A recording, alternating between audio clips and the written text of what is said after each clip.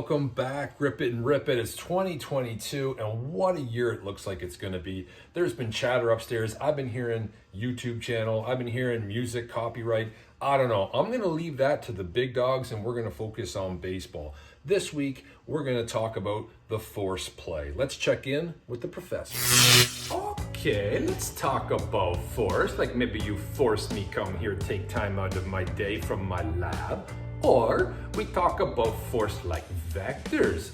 We thinking mass, we thinking acceleration. Or maybe we talking about changes to rotation.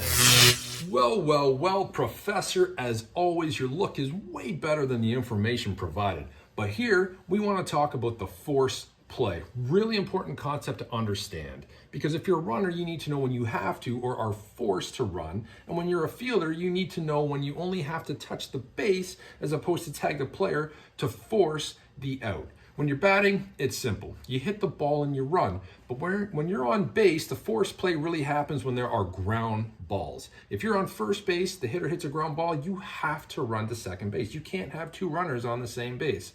Anytime there are runners behind you and a ground ball is hit, you have to run. Where it's a little bit different though is if you're on third base or you're on second base and there's no runner on first base, and a batter hits a ground ball, you don't necessarily have to run because there's nobody on first that has to run or is forced to run to second. It can get confusing, and we're going to go over it, and we'll also be talking about tag plays in future episodes, but for now, we're talking about the force play.